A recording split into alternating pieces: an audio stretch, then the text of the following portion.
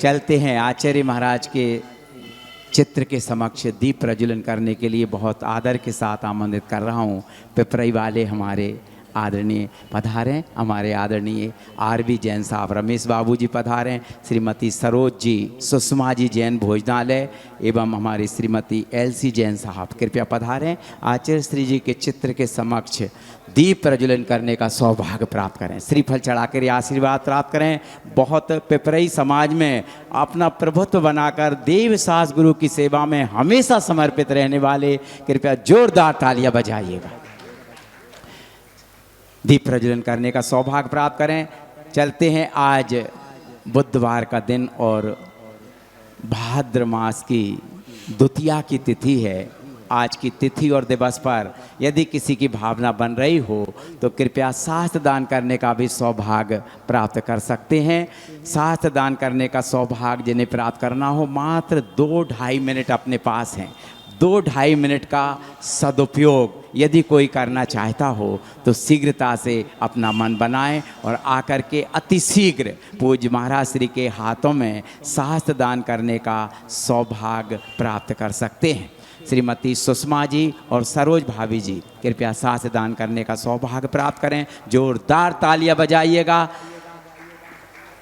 और किसी की भी भावना बन रही हो तो शीघ्रता से पधारें और शास्त्र दान कर हमारे पिपरई वाले अतिथिगण वह भी शास्त्र दान करने का सौभाग्य प्राप्त करें। बहुत दिनों से भटक रहे थे हे जिनवाणी मैया, एक तुम्ही हो शरण हमारी, पार लगा दो नैया।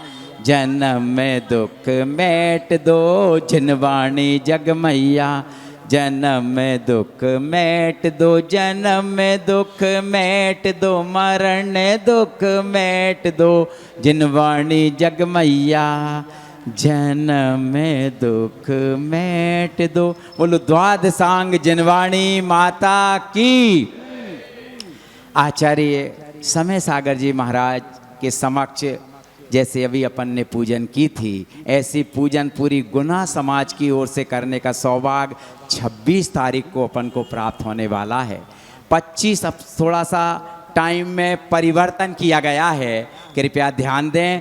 25 तारीख रविवार को रात्रि ठीक 9 बजे हम बस द्वारा यहाँ से प्रस्थान करेंगे। झांसी वाले रोड से पहुंच करके सुबह 5 बजे के करीब हम खजुराहो पहुंच जाएंगे और समस्त पूरे दिन की क्रियाएं आचार्य महाराज के चरणों में समर्पित होकर के करेंगे। और उसी बीच वहाँ के प्राकृतिक सौंदर्य को निहारने का भी सौभाग्य आपको प्राप्त होगा। तत्पश्चात आचार्य भक्ति के उपरांत हम सब लगभग रात्रि 8 साढ़े 8 बजे वहाँ से चल करके वापस गुना आएंगे। हमारे अतिथिगण पधारें और श्रीफल चढ़ा करके आशीर्वाद प्राप्त करें। कहाँ से पधारें? इंदौर से हमारे बीच पधारे हैं। जोरदार तालियां बजाइए। जब महाराज इंदौर में थे तब इनको वैया वृत्ति करने का सौभाग्य प्राप्त हो रहा था। जोरदार तालियां हमारे अतिथियों के सम्मान में पहुँचे दोनों ही जन। शास्त्र दान करने का भी सौभाग्य प्राप्त कर लेवें। बहुत सौभाग्यशाली हैं आप जो कि पूज्य महाराज श्री के दर्शन करके शास्त्र दान करने का सौभाग्य प्राप्त कर रहे हैं। पूज्य महाराज श्री के युगल चरणों में सत सत नमोस्तु अर्पित करते हुए प्रार्थना करते हैं अपनी अमृतमयी वाणी से हमें सिंचित करने की अनुकंपा करें। नमोस्तु नमोस्तु नमोस्तु। एक बस पूरी हो गई है। मात्र 1000 रुपये की राशि के माध्यम से आप ये यात्रा करने का स्वर्णिम अवसर प्राप्त कर सकते हैं। मात्र आज ही आप अपने नाम लिखा देवें, अर्थात अपनी सीट सुरक्षित करा लेवें ताकि आपको सौभाग्य प्राप्त हो सके। नमोस्तु महाराज श्री, नमोस्तु नमोस्तु। वंदो जगत प्रशे बोले अनंतानंद सिद्ध परमेष्टि भगवान के, 24 तीर्थंकर भगवान के, चिंतामणि पार्श्वनाथ भगवान के, आचार्य गुरुवर 108 विद्यासागर जी महामुनि महाराज के, आचार्य श्री 108 समय सागर जी महामुनि महाराज के, मुनि श्री निर्लोभ सागर निरुपम सागर जी महाराज के,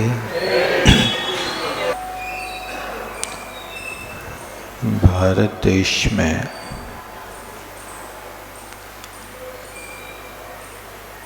कुछ ऐसी परंपराएं हैं कि जो सिर्फ भारतीय लोगों में पाए जाते थे, अन्यत्र ये उपलब्ध नहीं होते थे। यहाँ पर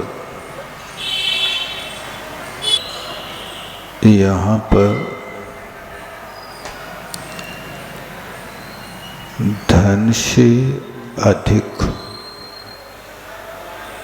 धर्म को महत्व दिया जाता है।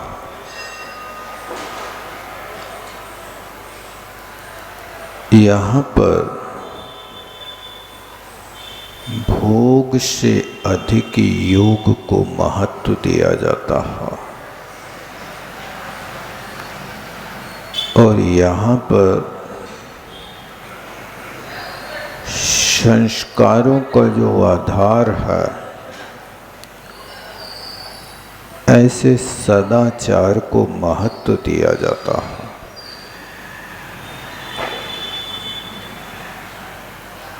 महत्व धन को नहीं, धर्म को होता था। इसीलिए धर्म प्रधान देश माना जाता है।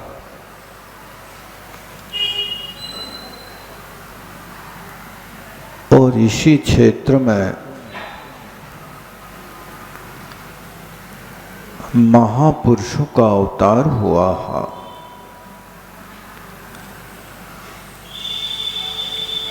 भारत देश में तीर्थंकर जैसे महापुरुषों का जन्म होता है।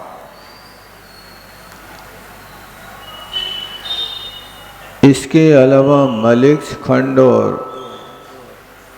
भोग भूमि के क्षेत्र में कभी 63 सलाका के पुरुषों का अवतार नहीं होता।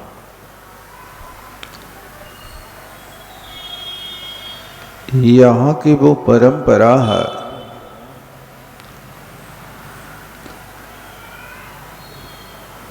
कि जब रामचंद्र जी को वनवास का आदेश दिया गया,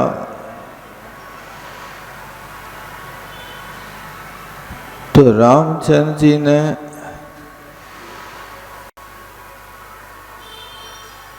राज्य के प्रति कोई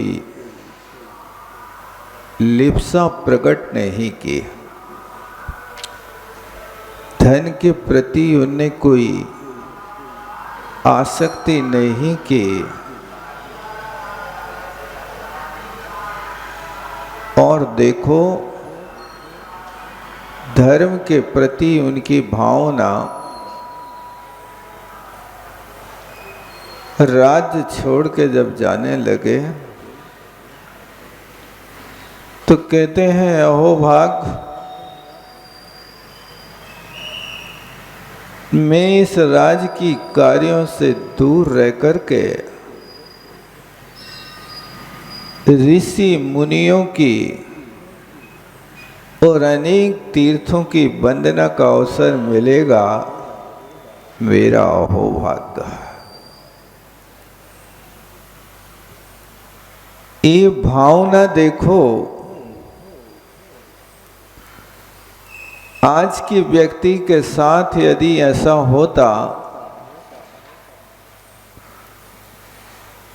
तो पता नहीं कितने कोर्ट कचहरी सामने करना पड़ता है। लेकिन इसी भारत क्षेत्र की वो बात है कि जहां धन को छोड़ करके, राज्य को छोड़ करके वनवास को जा रहे हैं और फिर भी ये भावना भार है कि मुझे आयतन मिलेंगे, तीर्थ क्षेत्र मिलेंगे, और ऋषि मुनियों के दर्शन कर भक्ति का लाभ मिलेगा। मेरा अहो भाग्य। ऐसा ये हमारा देश है। इसलिए हमेशा ध्यान रखो, धन से नहीं धर्म से जीव धन्य होता है। अपन पढ़ते भी हैं, धनी धन्य है जे जीव नर भव पाय यह कारज किया। धन्य है उन जीवों के लिए जिनने रत्नत्रय रूप धर्म को पाकर के और आत्म कल्याण का कार्य किया। उनके लिए ग्रंथों में लिखा है, धनी धन्य है जे जीव नर भो। किसी भी शास्त्र में ये नहीं लिखा धनी धन्य है जे जीव नर भो पाय धन अर्जन किया। ऐसा कहीं पढ़ा है अपने शास्त्रों में?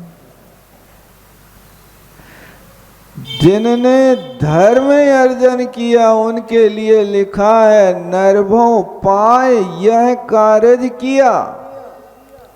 तीन ही अनादि भ्रमण पंच प्रकार तज सुख लिया। उन्हीं जीवों ने जिनने धर्म का अर्जन किया, वे पंच परावर्तन को त्याग करके और मोक्ष को प्राप्त हुए।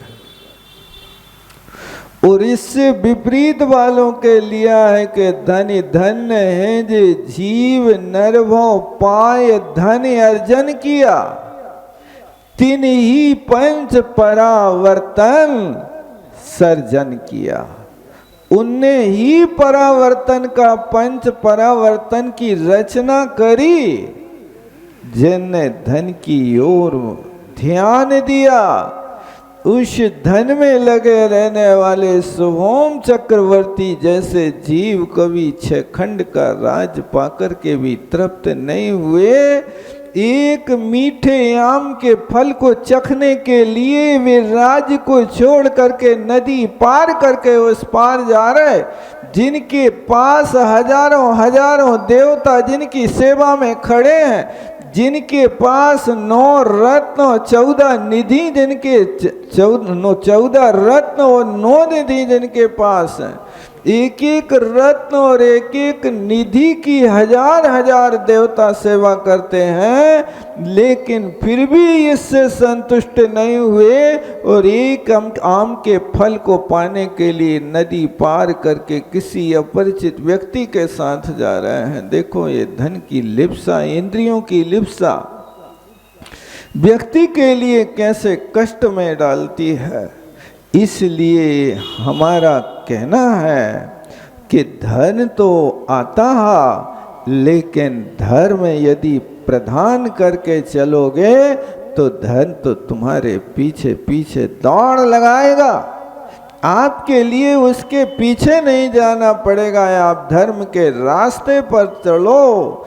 जो धर्म के रास्ते पर चलने वाले हैं, ऐसे धर्मात्माओं के पीछे धन तो पीछे भागता है। आपने देखा होगा जब आदिनाथ भगवान आहार चर्या के लिए जा रहे थे और अपने धर्म की रक्षा के लिए जा रहे थे, तो आहार चर्या को जाते समय वे धर्म खोज रहे थे कि धन खोज रहे थे?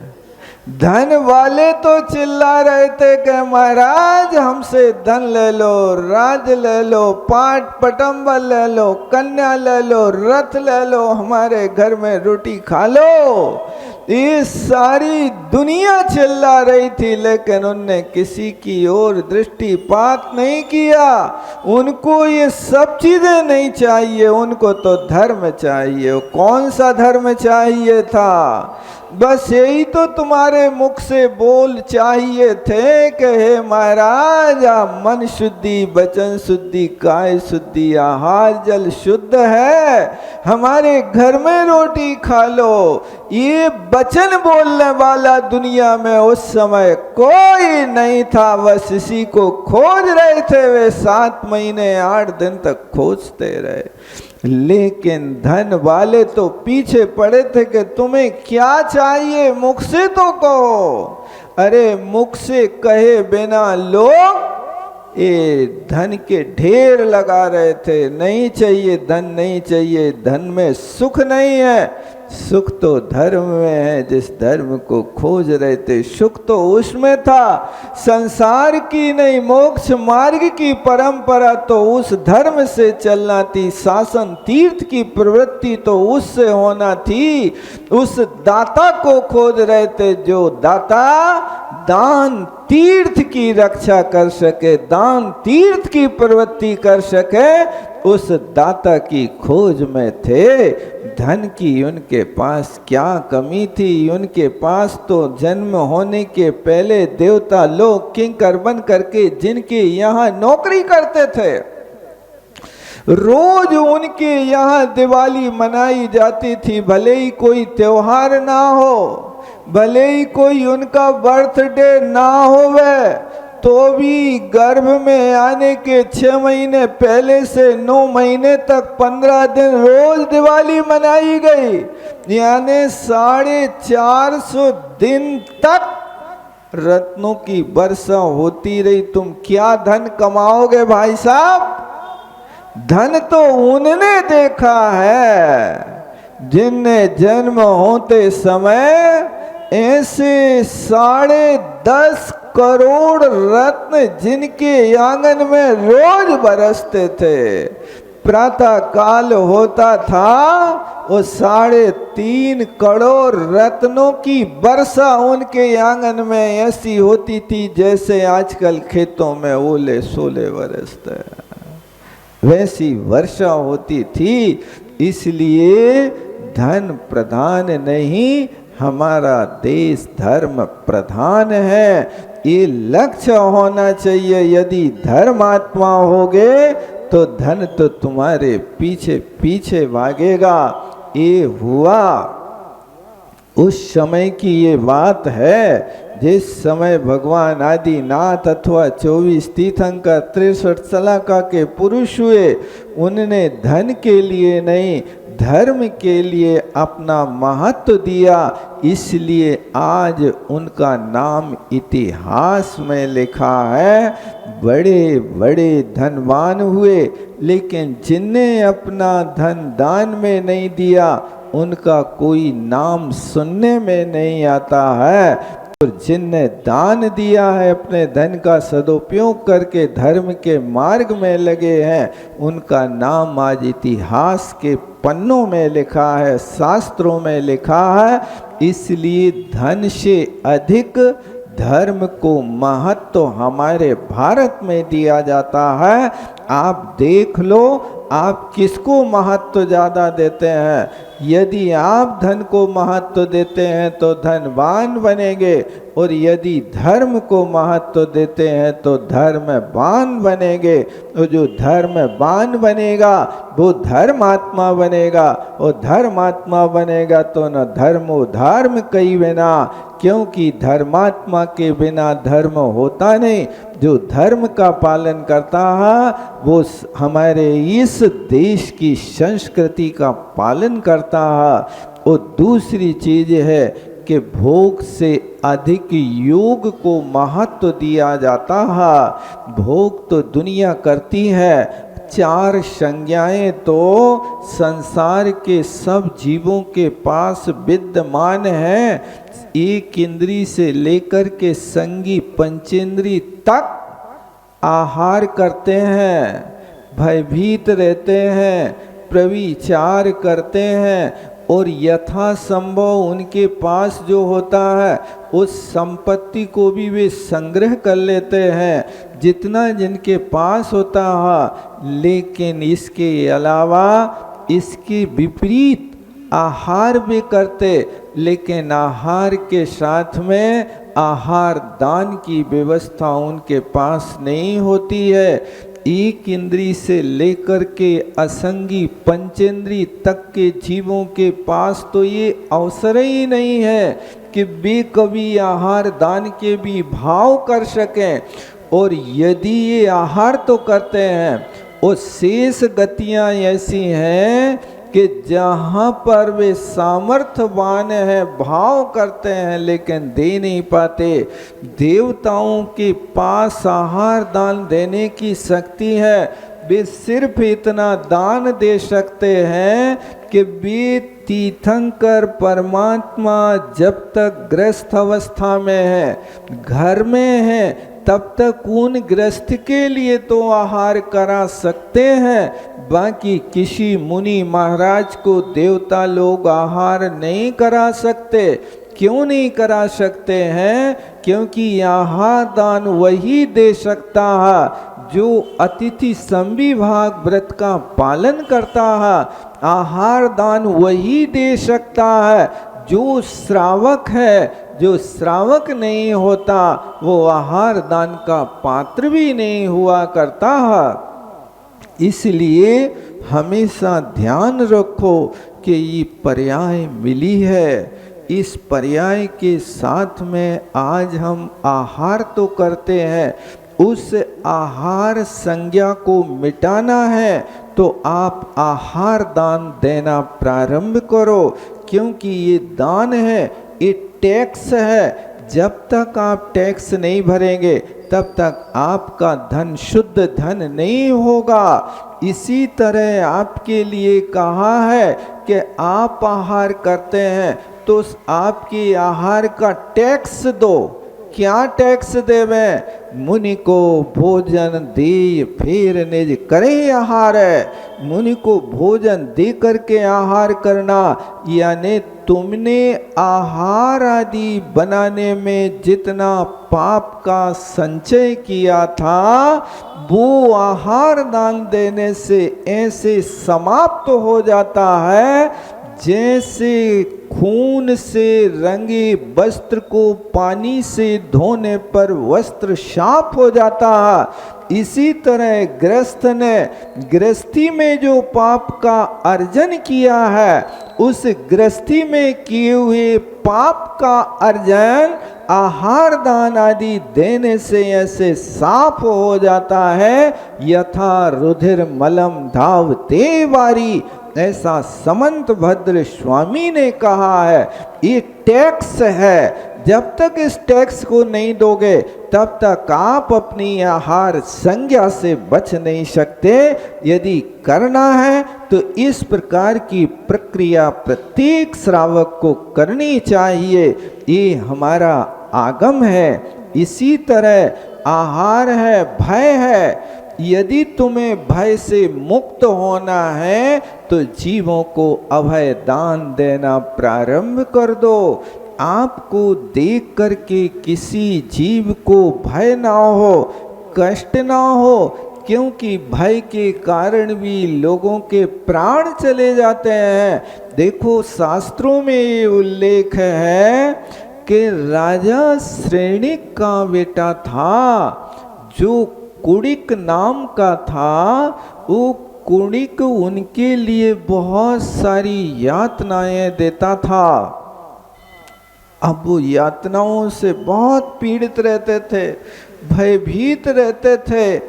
एक बार तो उस कुड़िक ने इतना अत्याचार किया, इतना अत्याचार किया कि राजा को कारागार में डाल दिया, बंधनों में डाल दिया, साकलों से जकड़ दिया।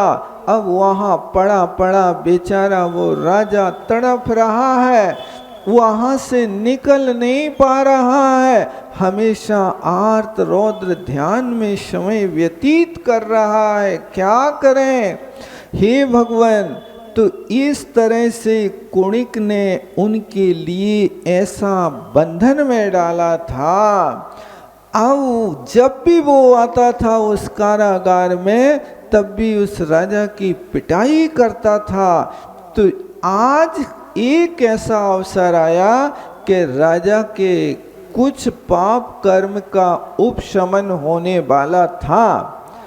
आज कुड़िक के लिए कुड़िक की माते समझाया कि देखो बेटा, तुम अपने पिता को इतनी यातना दे रहे हो, उनने तुम्हारे साथ कितना उपकार किया है, कितना उपकार किया है।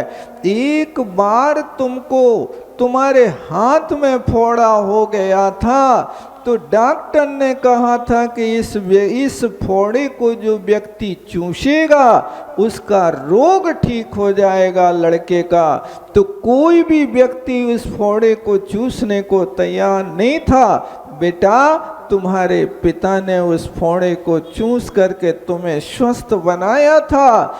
इस प्रकार से माता ने जब उनकी पूर्व की स्मृति दिलाई तो कुड़िक का भाव हो गया कि अरे इनने इतना बड़ा उपकार किया। ऐसा उपकार को स्मरण करके आज वो अपने पिता को कारागार से निकालने के लिए कारागार की ओर गया। तब देखते हैं वे राजा के, ओहो ये पापी फिर आ रहा है, तो फिर मुझे यातना देगा, मारेगा। ऐसी भावना से भयभीत तो हो करके उस कुड़िक के आने के पहले ही राजा ने अपना सिर उन सलाखाओं से, जो गेट की सलाखें थी, सलाखाएं थी, कारागार की सलाखाएं थी, उन सलाखाओं में अपना सिर टकरा टकरा करके और अपने शरीर का विसर्जन कर दिया था। ये होता है कि भय से भयभीत तो होकर के व्यक्ति इस बार तो कुड़िक उनके लिए अभय दान देने के लिए आया था, बंधनों से छुड़ाने के लिए आया था, लेकिन पूर्व के भय से इतने भयभीत थे कि अब मुझे मरना पसंद है, लेकिन इस पापी बेटे के कोड़े खाना पसंद नहीं है। ऐसे ऐसे भी कर्म के योग बनते हैं भैया। इसलिए हमेशा धर्म में दत्त चित्त हो। पता नहीं कौन सा बैरी अपनी ही संतान बन करके और अपन को यातनाएं देता रहे और अपन वहाँ पर पाप को भोगते रहें। इसलिए पाप से भीति और धर्म से प्रीति बनाओ। हमेशा यही काम करो, क्योंकि अपने लिए तो धर्म ही शरण है और कोई दूसरा शरण नहीं है। तो जैसे कुड़िक के भय से भयभीत होकर के राजा ने अपने प्राणों का त्याग कर दिया, इस तरह ये भय है। तो आप चाहे इस भय से मुक्ति चाहते हैं तो हमेशा जीवों को अभय दान दो। 4 प्रकार के दानों में एक दान अभय दान है। ये चारों प्रकार के दान तुम्हें 24 घंटे करना है। आहार दान तो एक बार दोगे, लेकिन अभय दान तो सोते उठते खाते पीते जागते चलते फिरते जहां भी जो भी क्रिया करो, अभय दान से तुम्हारा मन ओतप्रोत बना रहे, कोई भयभीत ना हो। जो भयाक्रांत हैं उन जीवों को अभय प्रदान करो, भय से मुक्त करो। और तुम स्वयं यदि सम्यक दृष्टि बन गए हो तो 7 भयों से मुक्त तो तुम स्वयं अपने आप में होगे। इसलिए अभय दान सबसे बड़ा दान है। आचार्य महाराज तो यहाँ तक लिखते हैं कि एक जीव को अभय दान देना, उस सुमेरु पर्वत के बराबर सोने का दान देना, ये दोनों में यदि तुलना करी जाए तो जो सुमेरु के बराबर तुमने सोने का दान दिया उसका पुण्य और एक जीव को अभय दान दिया, उसका पुण्य यदि तराजू पर रख करके तोला जाए तो अभय दान के पुण्य का पलड़ा भारी होगा। ये अभय दान की महिमा है। इसलिए तो बार बार कहा जाता है कि तुम यत्नाचार पूर्वक प्रवृत्ति करो, और यदि यत्नाचार पूर्वक प्रवृत्ति करोगे तो अभय दान तो अपने आप हो ही जाएगा। इसी का नाम प्रमाद से मुक्त अवस्था है। इसलिए बार बार एक एक पग चलो, तो उस एक पग को रखने के पहले भी देखो कि हे भगवान सर्वत्र जीव हैं, हमारे माध्यम से किसी को कष्ट ना हो जाए। चलो या करवट तक बदलो, तो भी हो सकता है कि आप जिस समय लेटे हो उस समय लेटते समय भी अपने बिस्तर का मार्जन करो। बिस्तर को अच्छी तरह से फटकार करके देख लो कि कोई जीव जंतु इसके अंदर प्रवेश तो नहीं कर गया। फिर उसके बाद जा कर के आप उस पर विश्राम करो। ये सारा का सारा यत्नाचार आपका खत्म हो गया। पहले के लोग बड़ा विवेक रखते थे, जब सोते थे तब बिस्तर बिछाते थे और बिछाने के बाद फिर विश्राम करते थे। आज तुम्हारे यहाँ 24 घंटे बिस्तर बिछे रहते हैं, पलंग लगा रहता है। यही व्यवस्था है कि 24 घंटे निद्रा कर्म का नो कर्म तुम मौजूदी बना करके रख रहे हो। जब जी चाहे तब लंबे हो जाओ, इससे पाप कर्म का आश्रय है। इसलिए ऐसी चीज़ों को हमेशा बिछा के नहीं रखो, उनसे अपन बच सकते हैं। इसलिए अभय दान हमेशा देते रहो। और फिर इसके बाद में है कि जो तीसरी संज्ञा है, इस तीसरी संज्ञा में भी अपन जिसको मैथुन संज्ञा कहते हैं, ये भैया एक ऐसी वस्तु है कि इससे अपना निजी घात होता है, और निजी घात हो करके अपने प्राणों के घात के साथ में उस वस्तु के प्रति विचार करें तो वहाँ लब्ध पर्याप्तक जीव उन स्थानों पर होते कर्म भूमि के मनुष्यों के शरीर में। इसलिए एक बार भी यदि प्रविचार होता है तो 9 लाख जीवों का विघात हो जाता है। आपने एक दिन का भी ब्रह्मचर्य का पालन यदि निर्दोष रीति से किया तो आपने अपनी उस मैथुन संज्ञा को नष्ट करने का एक पुरुषार्थ कर लिया। इसलिए हमेशा याद रखो कि आप अपनी दृष्टि को बहुत कोमल दृष्टि बनाओ, और इन भोगों के भोगने से आज तक कभी तृप्ति नहीं मिली। भैया ये चीज़ ऐसी है कि भोजन से, भार्या से और भाग्य से आज तक कोई तृप्त नहीं हुआ। हर व्यक्ति दुनिया में अतृप्त ही है, भोजन से कभी तृप्ति नहीं होती है। जब देखो जाओ खाली का खाली भरा रहता है। दिन भरे रात रीते पेटों ने जग जीते। दिन भर इनको भरते जाओ और रात में सोते सोते पेट खाली हो जाते हैं। कछु नहीं कर रहे फिर भी खाली हो रहे हैं। ये इसकी दशा है। इस तरह आप यदि उस संज्ञा के ऊपर पूर्ण रूप से कंट्रोल नहीं कर पा रहे हो तो फिर अपने भावों से कंट्रोल करो। और सेवन करना पड़े तो सो स्त्री या सो पुरुष के साथ ही अपनी भावना रखो, और उसमें भी आसक्ति नहीं। जैसे कोई दवा का सेवन करता है तो औषधि का सेवन हर व्यक्ति विरक्ति भाव से करता है। गोली खाता है तो सोचता है हे भगवान कब छुटकारा मिलेगा, कब ये दवाइयाँ छूटेंगी, कब स्वस्थ होंगे।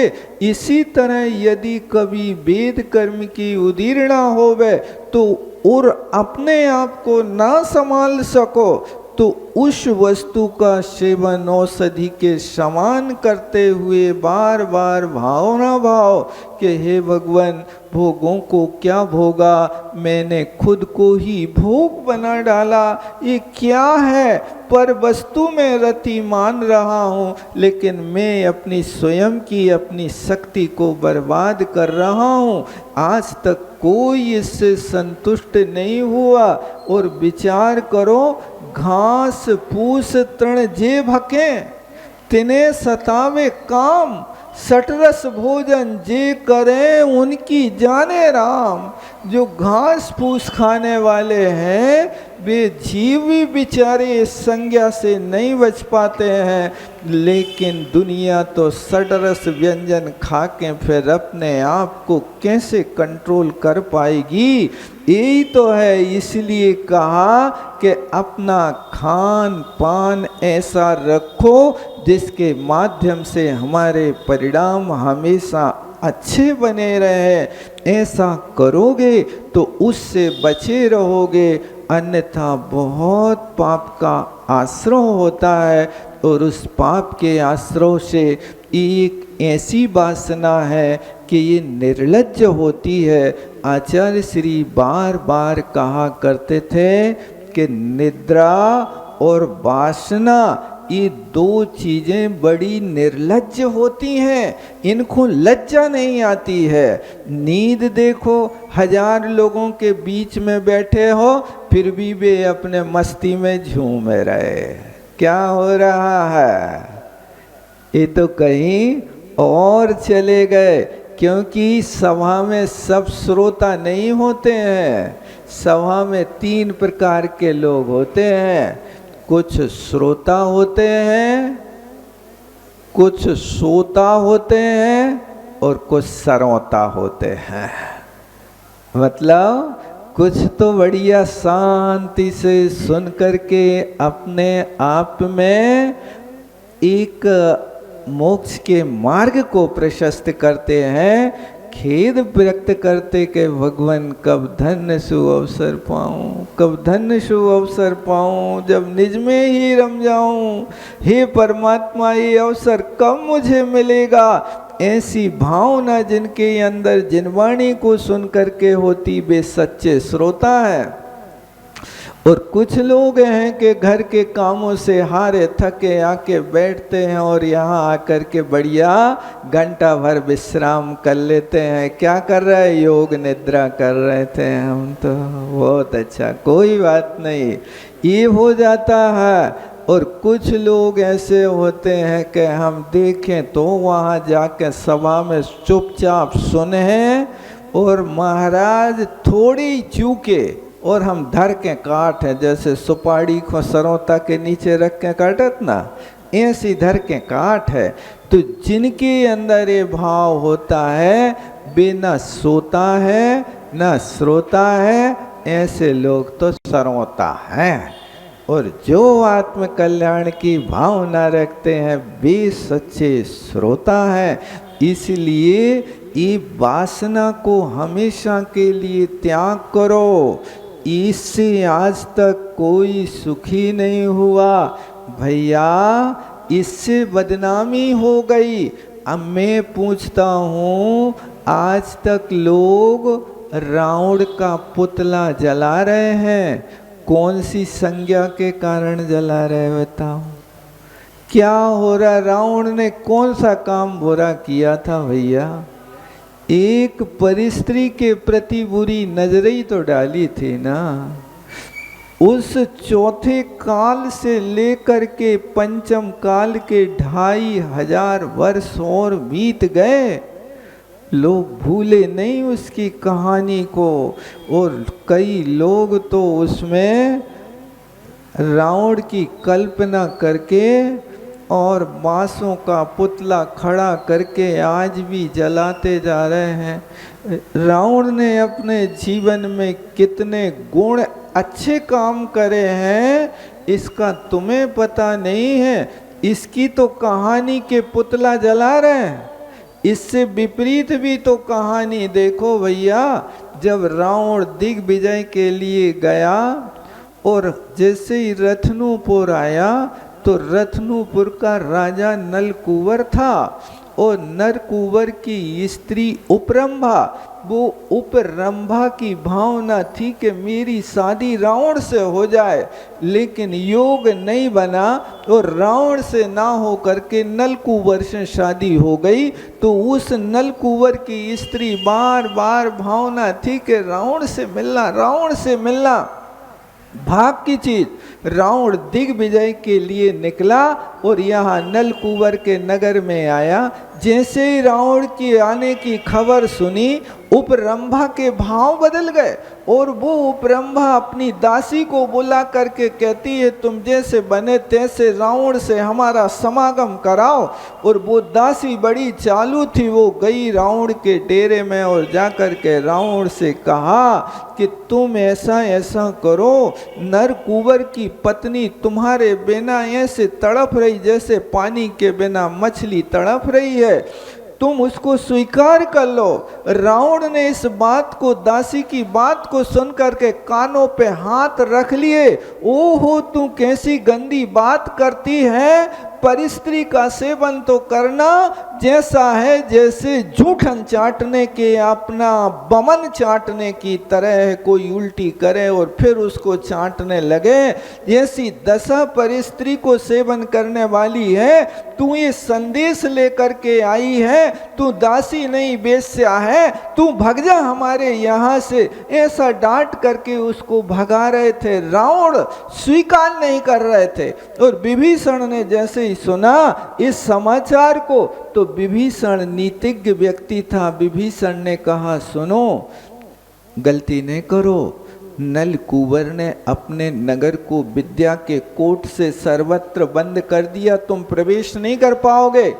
और ये कोट भंजनी विद्या उसकी पत्नी उपरंभा के पास है और उसने स्वयं चला करके तुम्हें पति स्वीकार करने का ये वादा किया है। इसलिए तुम गलती नहीं करो, उपरंभा को बुला लो, वो बुला के विद्या ले लो, वो विद्या लेके फिर उसको भगा दो। ये विभीषण ने सलाह दी, तब रावण मान गया और रावण के कहने से वो दासी उस उपरंभा को ले आई और यहाँ ले करके आई और रावण के सामने एकांत में छोड़ा। उसने अपनी भावना व्यक्त की। तब रावण ने कहा कि मैं तुम्हें स्वीकार कर सकता हूँ, पहले तुम्हारे पास जो विद्या वो हमें दे दो। तो उसने पहले कोट भंजनी विद्या सीखी उपरंभा से, और 4 विद्याएं उसके पास थीं, वो सारी की सारी विद्याएं रावण ने ले ली। अब रावण से विद्या लेने के बाद वो सोचती है कि अब तो ये हमारे टट्टू हो गए, देने के बाद तो व्यक्ति अब हमारा दास हो गया ना, अब तो ये हमारा हो गया। जब उसने भावना व्यक्त की तो रावण कहता है कि हे देवी जी, मैं तुम्हारे लिए अपनी पत्नी कैसे बना सकता हूँ? जो विद्या देने वाला होता है वो तो गुरु होता है, तुमने हमारे लिए विद्या दी है, आप तो हमारी गुरु माँ हैं, आपका मैं पुत्र हूँ, मेरे लिए आज्ञा प्रदान करो और जाओ। मैं संकल्प करता हूँ, ये दृढ़ संकल्प करता हूँ कि मैं तुम्हारे लिए तुम्हें जीवन में विधवा नहीं करूँगा, यानी तुम्हारे पति नलकुवर को नहीं मारूंगा। एक कहानी भी उसी में है, जहां रावण ने सीता का हरण किया, वहां पर रावण ने एक आती हुई नारी को भी ठुकराया है। इस चीज को तुम्हें कोई पता नहीं है। इस गुण को देखो कि वो व्यक्ति परिस्त्री के सेवन की बात को सुनकर के कानों पे हाथ रख रहा है, यानी उसने अपने जीवन में लाखों अच्छे काम करे हैं, लाखों परोपकार करे हैं, लाखों गुण रावण के पास थे, लेकिन एक परिस्त्री सेवन तो नहीं कर पाया। एक परिस्त्री सेवन के भाव ने आज तक रावण के लिए शांति से रहने नहीं दिया। आज तक उसके पुतले जला रहे हो। विचार तो करो आज के मानव की दशा क्या होती जा रही। कहते हैं कि रावण की 20 आंखें थीं, लेकिन दृष्टि एक पर खराब थी। आज के मानव की 2 आंखें हैं, वो दृष्टि 20 पर खराब है।